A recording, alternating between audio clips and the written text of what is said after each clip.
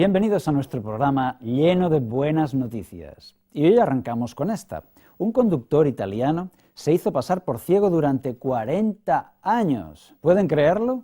40 años haciendo creer a los demás que era ciego. El caso es que los carabinieri, la policía italiana, le detuvo a este hombre de 72 años por una infracción de circulación, conduciendo precisamente un motocarro. Y cuando metieron la multa en el ordenador, al procesar los datos, vieron que eso era imposible.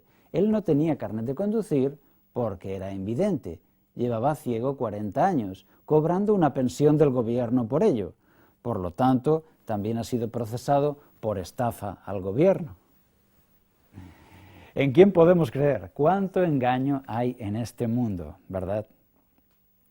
Para creer en una persona necesitamos sentir que es creíble, necesitamos tener confianza con ella, necesitamos ver lealtad, verdad, credibilidad. ¿Podemos ver eso también en la Biblia? Pensamos, confiaré en esta persona o en otra, pero la pregunta más importante es, ¿puedo confiar en Dios? ¿Tiene Dios esas características? En el siglo XIX hubo muchos ataques contra la Biblia, diciendo más o menos que era un libro que no merecía crédito, lleno de personajes ficticios y mitológicos, historias que no fueron verdad. Pero con el desarrollo de la arqueología moderna, muchas de estas cosas salieron a la luz y se pudieron comprobar que efectivamente ahí estuvieron aquellos personajes y esos relatos fueron dignos de confianza. Uno de los ejemplos que traemos hoy es José. Como dice el libro del Génesis capítulo 41, versículo 43, «Doblad la rodilla», y lo puso sobre toda la tierra de Egipto. ¿Quién dijo esto? Fue el faraón, el rey de Egipto. Quizá usted ya conoce la historia. José fue llevado como esclavo porque había sido vendido por sus propios hermanos y acabó en una cárcel en la tierra de Egipto. En esa cárcel estuvo ahí por varios años, pero fue capaz de descifrar los sueños del emperador. Fue capaz de interpretar los sueños del faraón. Por eso fue nombrado directamente, en un solo día, primer ministro, gobernador de toda la tierra de Egipto. Ahora bien, los críticos dijeron, eso es imposible, este relato es de seguro falso. ¿Por qué? Ellos decían, un faraón nunca podía nombrar como primer ministro a un semita, a alguien de una raza enemiga, una raza que era para ellos maldita, desechable. Precisamente eran sus enemigos. Los semitas atacaban, hostigaban las fronteras, a veces penetraban y eran auténticos enemigos, una amenaza para el país. ¿Cómo un faraón pondría a alguien de la raza enemiga como primer ministro del país? Al argumento no le falta peso, ¿no les parece? ¿Saben lo que son los vasos de execración? Los vasos de execración eran una copa o vaso o taza de cerámica que tenían los egipcios. Se han encontrado cientos y cientos de vasos de execración. Ellos inscribían en ese vaso una maldición a sus enemigos. Por ejemplo, malditos sean los semitas, malditos sean los hebreos, por ejemplo. Y entonces, después de beber en ella, la estrellaban contra el suelo y la hacían pedazos. Ellos creían que de esa manera los dioses iban a maldecir a sus enemigos, y ellos se pasaban el tiempo maldiciendo a los semitas, a la raza de José. Cientos de vasos de execración han sido encontrados, y mientras un faraón estaba todo el tiempo maldiciendo a esa raza extranjera, ¿podemos creer que en un solo día le pondría a gobernar toda la tierra de Egipto? Bien, con el tiempo y el desarrollo de la arqueología moderna, se ha encontrado la respuesta, una respuesta suficiente y satisfactoria a esta gran pregunta. Aquí tenemos una de las cabezas de estos faraones, ¿verdad? Estos hallazgos arqueológicos han hecho que se pueda organizar esos nombres en dinastías y saber a qué época pertenece cada uno. Estas piedras literalmente hablan y nos cuentan historias que ahora nos ayudan a comprender mucho mejor aquel pasado en las tierras de Egipto. ¿Y qué nos cuentan? Algo muy interesante. Dinastía 14 es una dinastía de conmoción, confusión, y luego de la 15 a la 17, los reyes Hicsos. ¿Qué significa Hicsos? Hicsos significa extranjeros, es decir, aquellos semitas que estaban hostigando en la frontera consiguieron invadir y tomar el control del país. Por tanto, de la dinastía 15 a la 17, en esa época, en los años de José en Egipto, el que se sienta en el trono de Egipto no es un egipcio, es un semita, podríamos decir primo hermano de José, de su misma raza, de sus mismos rasgos, de su misma cultura. Por eso, fácilmente pudo nombrarle primer ministro y gobernador de todo Egipto. Podía confiar en él, era alguien de su raza, de su cultura, con sus sentimientos, porque el que estaba en el trono de Egipto no era un egipcio, sino era un semita. Es el tiempo de los Hicsos. Gracias a los conocimientos actuales, hoy podemos tener la certeza. No necesitamos desconfiar del relato bíblico, porque un descubrimiento tras otro da credibilidad al texto bíblico más y más.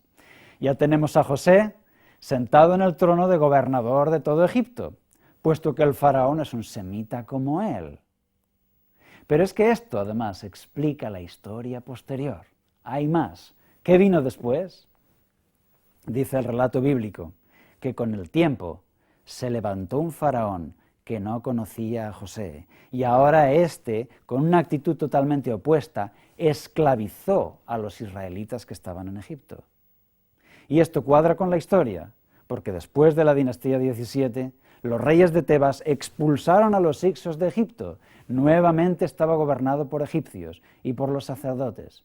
Ahora, los israelitas que estaban en Egipto, los descendientes de José, eran tratados como enemigos y tratados como esclavos y temidos. Por eso el relato bíblico cobra nueva vida cuanto más conocemos la verdad de lo que sucedió en aquellas tierras, en aquel pasado. El conocimiento de la historia y los hallazgos de la arqueología son verdaderas razones para creer. Usted puede confiar en la Biblia. Ella está llena de buenas noticias para usted.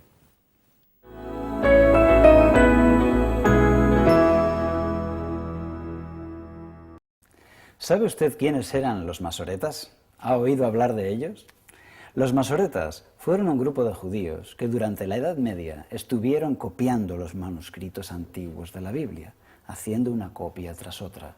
Y gracias a ellos tenemos hoy esta versión masorética, que es la más utilizada para traducir. Pero por reverencia al texto, ellos temían cometer un error que cambiase el sentido de la frase, que cambiase el mensaje, porque creían que era la palabra de Dios y no podía ser cambiada. Para ello, para realizar copias sin error, desarrollaron una técnica muy elaborada.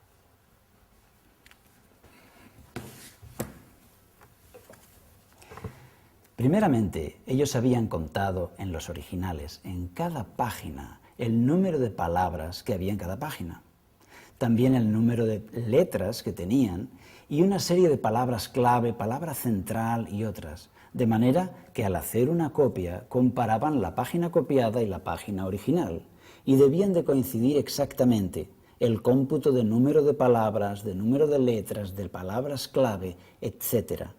Si alguna página no coincidía exactamente en estos números con la original, la copia era destruida y se volvía a empezar. La técnica de los masoretas, ellos la llamaban masora magna, masora parva, masora finalis, y gracias a ese trabajo minucioso y concienzudo, ellos consiguieron unas copias sin cambios. Gracias a los conocimientos actuales, usted puede tener la certeza, usted puede confiar en la Biblia. A pesar de los siglos de controversias, de debates y de persecuciones, a pesar de ser un libro prohibido, no ha sido adulterado, como que una mano sobrenatural la protegiera para que sus mensajes no puedan ser cambiados por nadie. puede ir a su casa, abrir su propia Biblia y encontrar ahí un mensaje inalterado, un mensaje de Dios.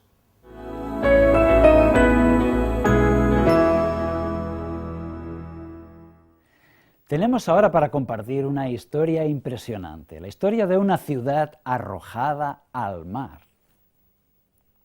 ¿Pero es que se puede lanzar una ciudad al mar? ¿Arrojar una ciudad entera al fondo del mar? ¿Puede eso suceder? Es una historia impresionante sobre la ciudad de Tiro, que con ello cumplió una profecía bíblica. Tiro estaba situada precisamente aquí, en el extremo este del mar Mediterráneo. Y desde aquí sus barcos hacían comercio por toda la costa del Mediterráneo. Todos estos puntos de color naranja son colonias que tenían los fenicios para su comercio. Algunas de ellas están en España, como Ibiza, Cartagena, la actual Málaga, Cádiz, Adra, etc. Hoy sabemos que pasaban por el estrecho de Gibraltar e iban al norte de Europa a comerciar con los vikingos, y a ellos les compraban estaño para volver. Y cuando estos barcos volvían cargados con los tesoros de su comercio, llegaban a la ciudad de Tiro, y por eso Tiro era una ciudad rica, poderosa, una de las grandes ciudades, podríamos decir, la auténtica Nueva York de aquella época. A 600 metros de su costa, Tiro tenía una isla que ellos habían fortalecido como una gigante ciudadela. Habían amurallado esa isla como un gigante castillo que saliera del mar. Eso hacía que la ciudad fuera todavía más fuerte. Y en el siglo VI, Nabucodonosor de Babilonia consiguió poner sitio a la ciudad de Tiro, que estaba en la costa, pero no consiguió conquistar la isla, la ciudad fortificada en la isla.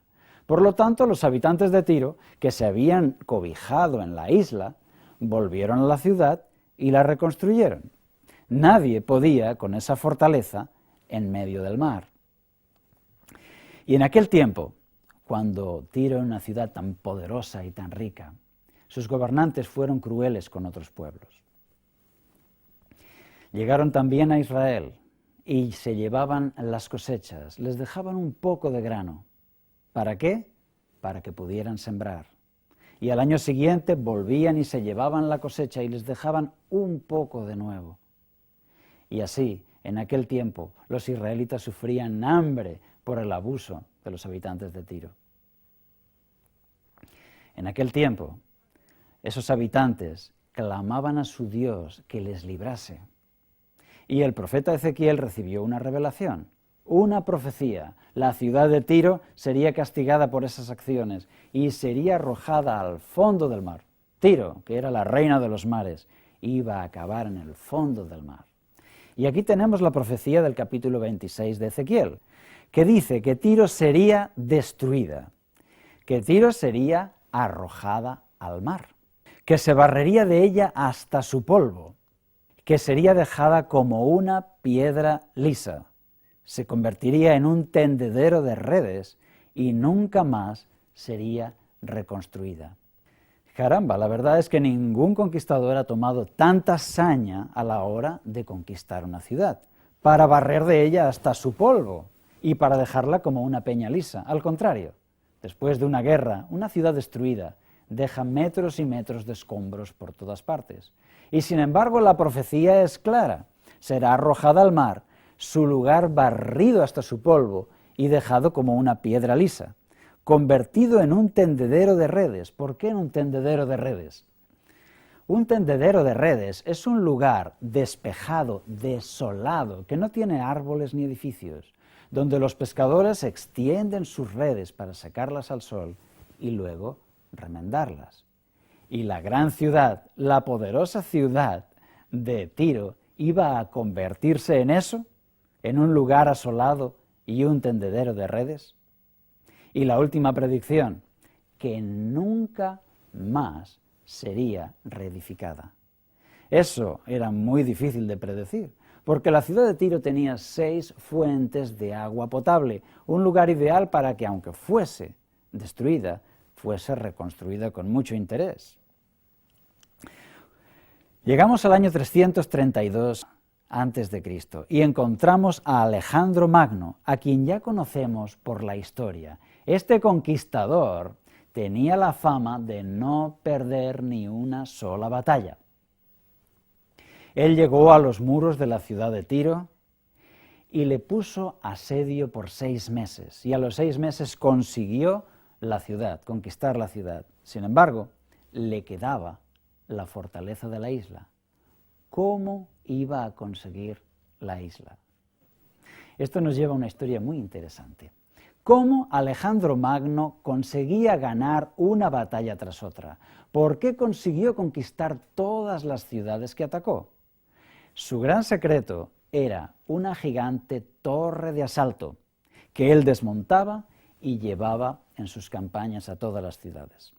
¿Qué es una torre de asalto? Aquí tenemos un dibujo de una de ellas. Esta es una sencilla torre de asalto. Se trata de elevar a los atacantes al nivel del muro para que puedan saltar sobre ellos y atacar a los defensores con flechas. La torre de asalto de Alejandro medía 50 metros de altura si se montaba completa. Esto es como un edificio de 17 pisos. Tremendo. Ningún muro podía estar por encima de eso. Así es que ellos montaban esa torre y asaltaban cualquier muralla, cualquier ciudad. Eso le hizo invencible. Pero el problema es que ahí había una isla. No podía Alejandro llevar su torre de asalto por el medio del mar. Se reunió con sus generales y con sus ingenieros y le dijeron: mira, Alejandro, si tú quieres conseguir esa isla, solamente hay un camino. Hay que poner la torre de asalto. Hay que poner un camino de tierra hasta llegar a la ciudad. Un camino de tierra, un terraplén, como un rompeolas que llegase 600 metros hasta la isla. Alejandro Magno no quería hacer eso, porque calcularon que costaría 6 meses y él tenía prisa por invadir Egipto. Sin embargo, para no perder ni una sola batalla, decidió hacerlo, y todo su ejército dejaron las armas y se pusieron a echar tierra al mar, e iban ganando espacio, iban ganando terreno al mar, acercándose a la isla. Y fue así como fueron arrojados al mar todos los escombros de la ciudad. Allí fueron los templos, las murallas, los palacios, los empedrados de las calles, la ciudad entera fue arrojada al mar.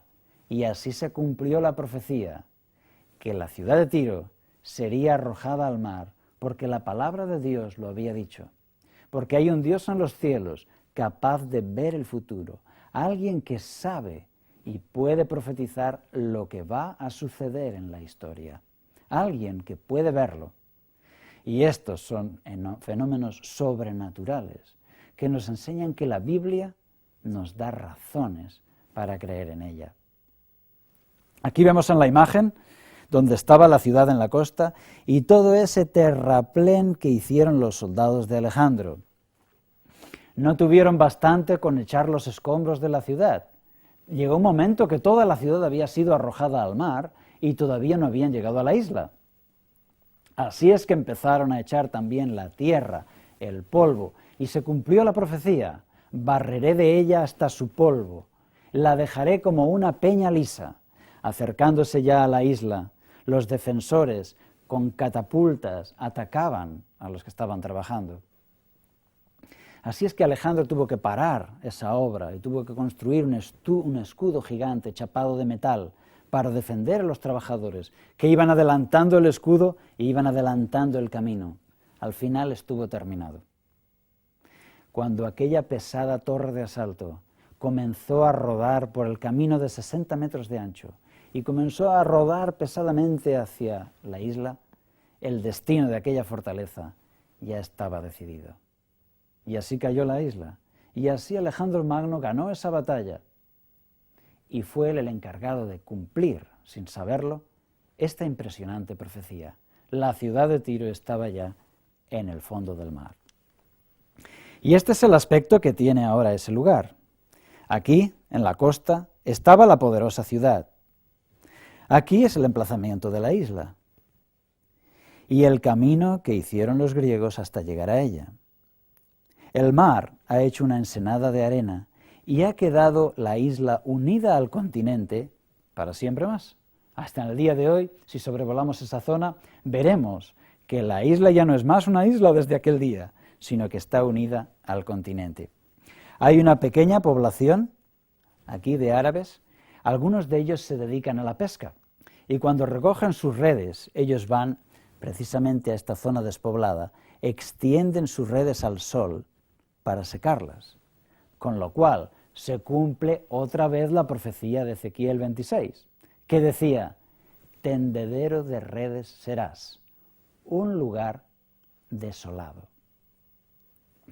Y a pesar de ser un lugar costero y de la orografía del terreno que es favorable, nunca ha sido reconstruida. Tal como decía la profecía, nunca más serás reconstruida, sino que serás un tendedero de redes. Y es impresionante porque si hoy nos vamos allá, vamos a encontrar que en el lugar donde estaba la poderosa ciudad, van los pescadores a extender sus redes al sol, luego las remiendan y las llevan a sus barcos.